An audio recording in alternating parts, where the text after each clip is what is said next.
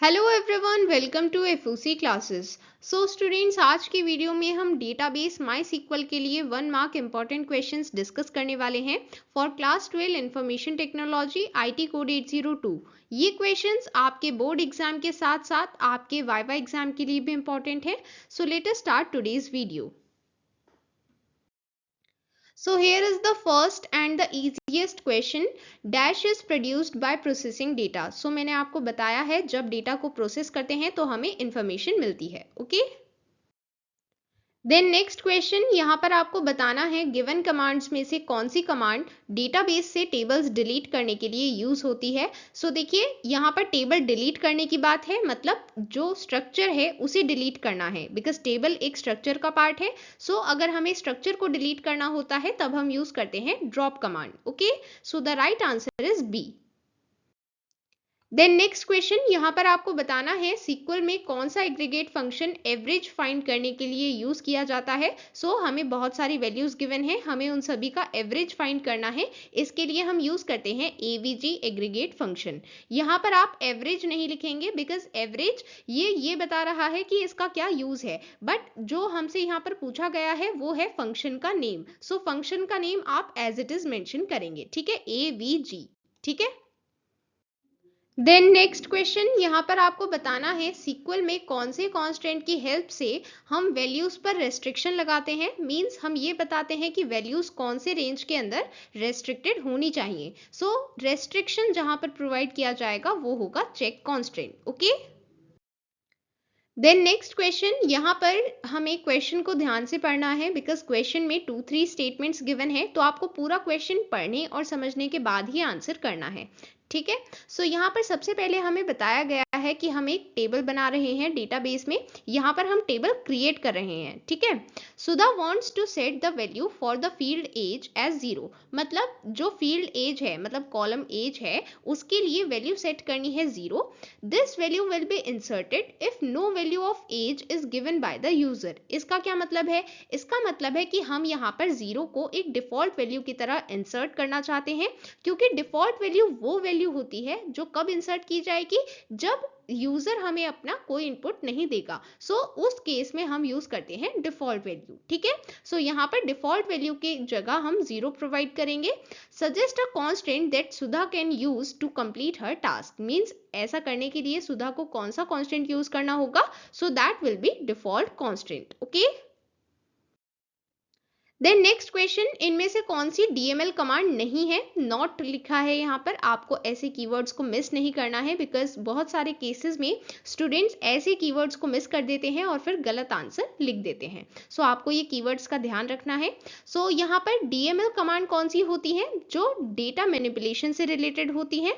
सो यहाँ पर select, insert and delete, ये सभी डीएमएल कमांड्स हैं, बिकॉज ये सभी डेटा मैनिपुलेशन से रिलेटेड हैं। बट क्रिएट ये एक डीडीएल कमांड है, बिकॉज ये स्ट्रक्चर से रिलेटेड है। सो यहाँ पर ये राइट आंसर होगा। ये राइट आंसर क्यों होगा? क्योंकि क्रिएट एक डीडीएल कमांड है, ना कि एक डीएमएल कमांड, ठीक है। सो यही यहाँ पर पूछा गया है कि कौन सी डीएमएल कमांड नहीं है, ठीक है। So the correct answer is C. Dash command displays all the tables created in the current database. यहाँ पर हमसे पूछा गया है कौन सी कमांड की हेल्प से हम करंट डेटाबेस में प्रेजेंट सभी टेबल्स को देख सकते हैं। सो यहाँ पर हम यूज करते हैं show tables command. Okay, then next question, dash symbol replaces a single character while matching a pattern with like keyword. So हमने like keyword के साथ दो symbols के बारे में बात की थी। तो like keyword में अगर हम उसके साथ एक ऐसा symbol यूज कर रहे हैं जो single character को replace करता है, तो वो कौन सा symbol है? That is underscore, ठीक है। यहाँ पर आप सिर्फ सिंबल ही नहीं देंगे, आप उसका नेम भी लिखेंगे, बिकॉज हो सकता है कि सिंबल से आपका आंसर इतना ज्यादा क्लियर ना हो, ठीक है। तो इसलिए ब्रैकेट में आप उसका नेम भी लिख देंगे, ठीक है। An attribute value may not be permitted to be null value with dash constant. Means अगर हम चाहते हैं कि किसी एट्रीब्यूट में नल वैल्यू ना आए, हम ये रेस्ट्रिक्शन वहां पर लगाना चाहते हैं, तो उसके लिए हमें कौन सा कांस्टेंट यूज करना होगा? नॉट नल, ठीक है। सो ये कांस्टेंट यूज करने के बाद आप वहां पर नल वैल्यू प्रोवाइड नहीं कर सकते। ओके, देन नेक्स्ट क्वेश्चन, यहाँ पर आपको बताना है कौन सी कमांड को यूज करते हुए हम टेबल के स्ट्रक्चर एंड डिस्क्रिप्शन को देख सकते हैं। सो टेबल के स्ट्रक्चर एंड डिस्क्रिप्शन को देखने के लिए हम यूज करते हैं describe command. So the correct option is A. Then next question, similar question है यहाँ पर, ये just fill in the blank की फॉर्म में गिवन है। यहाँ पर भी आंसर डिस्क्राइब ही होगा। एंड साथ ही आपको पता होना चाहिए डिस्क्राइब कमांड के लिए आप डिस्क्राइब भी लिख सकते हैं और DESC कीवर्ड भी यूज कर सकते हैं। ठीक है, सो आप जो भी कमांड यूज कर रहे हैं, DESC लिख रहे हैं या फिर डिस्क्राइब पूरा लिख रहे हैं, तो बात एक ही है, वो सेम कमांड के बारे में बात हो रही है। ठीक है, इस कमांड की हेल्प से हम टेबल का स्ट्रक्चर देखने वाले हैं। Okay, then define referential integrity.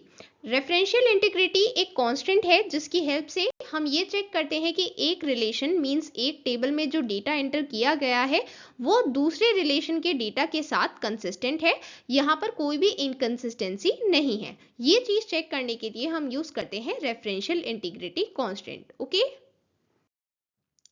Then next question, database can be removed by using dash command. हमें यहाँ पर डेटाबेस रिमूव करना है, मींस डेटाबेस को डिलीट करना है। तो डेटाबेस को डिलीट मींस रिमूव करने के लिए हम यूज करते हैं drop database command. Okay, then next question, create table is a dash command. यहाँ पर आपसे टाइप पूछा गया है। सो टेबल क्रिएट करना मतलब स्ट्रक्चर को क्रिएट करना, एंड स्ट्रक्चर के लिए हम यूज करते हैं DDL means data definition language command. Okay, then next question, यहाँ पर सबसे पहले हम एक टेबल ड्रॉ कर लेते हैं सो दैट आपको ये क्वेश्चन समझने में कोई प्रॉब्लम ना आए। सो ये है हमारे पास एक टेबल, एंड यहाँ पर आपको पता है कि ये है टपल्स एंड ये है एट्रीब्यूट। ठीक है, सो यहाँ पर क्या बताया जा रहा है क्वेश्चन में, हम कौन से कांस्टेंट की हेल्प से ये स्पेसिफाई करेंगे कि हर एक टपल मींस जो भी यहाँ पर टपल्स मींस रोज प्रेजेंट है रिलेशन में, उसमें जो भी एट्रीब्यूट है, एट्रीब्यूट मींस कॉलम्स, सो यहाँ पर जो भी कॉलम है उसमें जो वैल्यू आएगी वो उसी एट्रीब्यूट के डोमेन से ही आएगी। ये चीज हम कौन से कांस्टेंट की हेल्प से स्पेसिफाई करते हैं, ये चीज हम डोमेन कांस्टेंट की हेल्प से स्पेसिफाई करते हैं। सो the correct option is A. Then next question, the functions that are used to apply certain mathematical functions on a group of values in a database means जब database में हमारे पास values का एक group है and हमें उस group पर mathematical functions apply करने हैं, तो कौन से फंक्शंस अप्लाई किए जाते हैं, उन्हें क्या कहते हैं, उन्हें कहते हैं aggregate functions. Okay, then next question, which SQL keyword is used to display the data based on certain pattern। यहाँ पर हम पैटर्न मैचिंग की बात कर रहे हैं, तो जब हम पैटर्न मैचिंग की बात करते हैं तो हम बात करते हैं लाइक कीवर्ड की। ओके, एंड साथ ही अगर यहाँ पर कैरेक्टर्स भी पूछे जाएं तो आपको पता होना चाहिए यहाँ पर हम परसेंट जो 0 और मोर कैरेक्टर्स के लिए यूज किया जाता है एंड अंडरस्कोर जो सिंगल कैरेक्टर के लिए यूज किया जाता है, तो ये दोनों वाइल्ड कैरेक्टर्स हम लाइक कीवर्ड के साथ यूज करते हैं। Okay, then next question, Shagun is creating a table salesman with fields salesman number name total sales। तो ये सभी fields हैं means column है। She doesn't want the total sales column to be remain unfilled means यहाँ पर हम total sales में entry mandatory means compulsory रखना चाहते हैं, कोई भी entry empty नहीं होनी चाहिए, unfilled नहीं रहना चाहिए column। which constant she should use at the time of creating salesman table। तो जब हम ये टेबल क्रिएट कर रहे हैं तो हमें कौन सा कांस्टेंट यूज करना है, सो यहाँ पर हम यूज करेंगे not null constraint. Why, because यहाँ पर हम ये बता रहे हैं कि वो पर्टिकुलर कॉलम अनफिल्ड नहीं रहना चाहिए, तो अनफिल्ड ना रहने का मतलब है कि वहां पर एंट्री कंपलसरी है, मैंडेटरी है, एंड इसका मतलब है कि वहां पर नल वैल्यूज एक्सेप्टेड नहीं है। Okay, then next question, Geeta wants to know the usage of null in MySQL। so हम null की बात कर रहे हैं means null value। help her choose in which of the following case null value cannot be assigned means हम null value को कब assign नहीं कर सकते to the column admission number। so यहाँ पर हमें एक column given है admission number, तो हम इस admission number column में null value कब assign नहीं कर सकते, ये चीज हमें यहाँ पर बतानी है। so यहाँ पर हमें 4 ऑप्शंस गिवन है, आप पहले चारों को पढ़ेंगे। सो यहाँ पर हमें गिवन है कि एडमिशन नंबर 0 होगा, not known, not available and not applicable. So यहाँ पर 4 ऑप्शंस गिवन है। तो देखिए, अगर एडमिशन नंबर 0 है। तो इसका क्या मतलब है? इसका मतलब वो एक वैल्यू है, क्योंकि 0 का मतलब ये नहीं है कि वहां पर कोई वैल्यू नहीं है, 0 खुद में एक वैल्यू है। सो इसका मतलब है कि यहाँ पर जो ए ऑप्शन में हमें केस गिवन है, एडमिशन नंबर इज 0, इस चीज को हम नल वैल्यू असाइन नहीं कर सकते, क्योंकि 0 खुद में एक वैल्यू है। ठीक है, सो नल वैल्यू कब यूज किया जाता है? नल वैल्यू तब यूज किया जाता है जब हमें पता है कि कोई भी वैल्यू हमारे पास नहीं है, या तो हमें वो वैल्यू पता नहीं है, या फिर वो वैल्यू अवेलेबल नहीं है, या फिर वहां पर कोई वैल्यू एप्लीकेबल नहीं है। इन तीनों केसेस में ही हम नल वैल्यू को यूज कर सकते हैं। बट अगर हमारे पास वैल्यू है, इवन इफ वो वैल्यू 0 भी है, उस केस में भी हम वो वैल्यू ही यूज करेंगे। ठीक है, सो यहाँ पर ए केस में हम ये नल वैल्यू यूज नहीं कर सकते। Okay, so the correct option is A. Then next question, यहाँ पर हमें बताना है डीबीएमएस अप्रोच के लिए कौन सा एडवांटेज नहीं है। सो सबसे पहला है all the data is stored at one place, there is no repetition of the same data. ये एक एडवांटेज है एंड बिल्कुल करेक्ट है। Then there is single copy of data that is accessed और updated by all the users, ये भी बिल्कुल सही है। Then the DBA can provide security to the database by controlling users database access rights, ये भी बिल्कुल सही है।